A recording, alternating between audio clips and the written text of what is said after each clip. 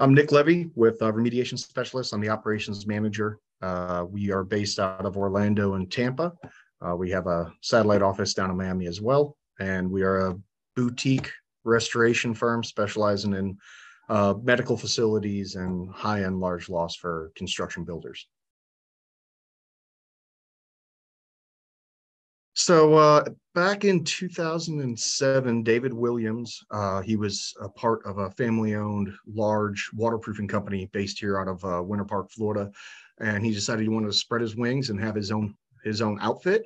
And a part of the questions they kept continuously getting asked was, since you're doing the waterproofing and you found all this damage inside my building, why can't you also fix it?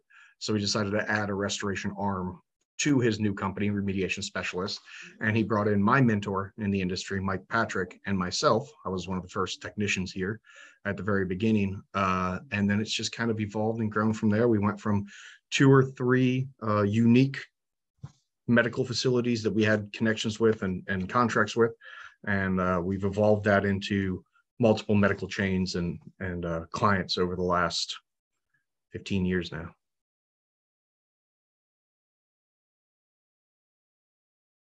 Well, because we are a boutique firm, one of the things that's different, unique about us, we have a webpage now, which we didn't have for many, many, many years, because we don't do a lot of marketing. If you look at all of my trucks, when they show up, every single truck I have is white. We have no lettering, we have no logos, we have nothing on it. And we do that for the discretion of the medical facilities that we work in, the discretion of the builders that we work in. So one of our challenges is we don't have pay-per-click, we don't have SEO, we don't do insurance work, we're not signed on with any TPAs. So for us, it's about building long-term relationships that will eventually turn into revenue, and having the wherewithal to do that over and over and over again as we grow. And then also finding a market that isn't already taken. You know, a lot of these contracts that we go to, they've already got big contracts with the Belfours and the BMSs and things like that from the national side. So learning how to grow within our market without changing who we are as a company. Really, relationships is the only way we've done that. Just right. Years and years of proving what we do and why we do it.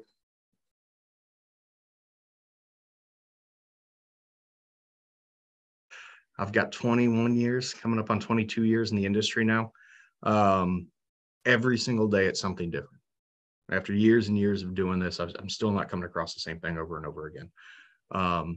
And so because of that, it's always a new challenge, and there's always a new learning experience. And in the industry as a whole, the thing that I love over the last, I'd say probably 10 years, I've seen it truly grow, is more and more people taking it as a career. Which we have a lot of great career restorers. I'm not saying that, but when you look at the things that have been coming out of REITs and the DeWalt Drying Academy and the knowledge and the technology that we have at our hands that we didn't have years ago is just absolutely amazing.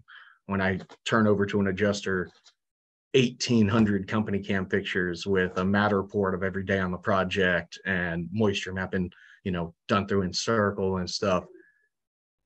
I had a pen and paper with some grid, you know, when I started so many years ago. So to be able to see us grow as an industry and come together as an industry nationwide, my first 10 years, I don't think I knew anybody in other cities. And now I can say that I have friends in the restoration industry nationwide. And we lean on each other and help each other and call each other with questions on the regular.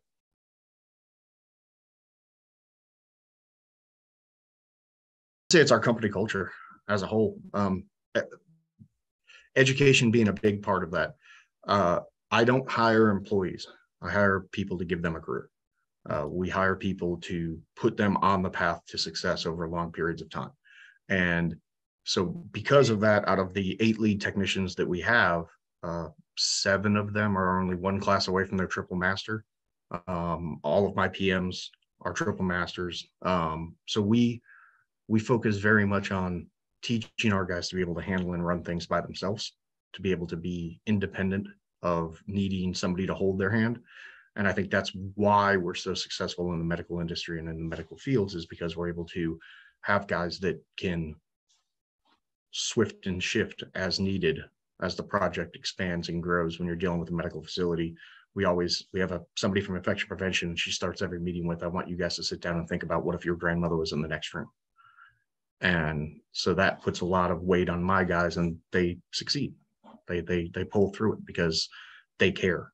And I look at a lot of companies who have complaints with their employees, and when you listen to how they do their hiring process and the type of employees that they have, I don't feel that they're really putting the time and effort to offer somebody a career. They're offering somebody a job, and we offer people a career. So I do get questions a lot because they call me the hospital guy, this and that. And Norris Gearhart knows way more than me, and he's a friend. He's a great guy. But people say, where can I go take a class? Where can I do this? Where can I do that? If you're thinking about getting into the medical field, you have to understand that it is a commitment. It is a very, very hard and very solid commitment. You can't have somebody coming from Mrs. Jones' house to go work inside of an operating room. So if it is something that you're planning on looking at or expanding into, you have to take it very, very seriously, and you have to be committed to that relationship if you're going to go that route. Because that's the biggest thing I hear is people say, well, my guys didn't have half the tools they needed when they showed up. Well, you sent them from Mrs. Jones's house, and they weren't set up to work in a hospital, which has its own stricter regulations. So if you're going to do it, be mindful of that and make a full commitment to it. Be a professional.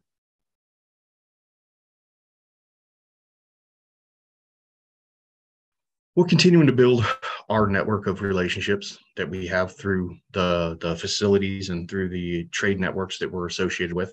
So we're constantly in Florida Hospital Engineers Association, the American Builders Society, things like that. And we're yes, we want them to pick us, but we're also kind of choosy on who we pick. So we've done work with certain clients in the past, and we've just said, this could be a great client in the long term, but they don't really fit and work with my team the way that we need them to for us to all be successful at the end of the day.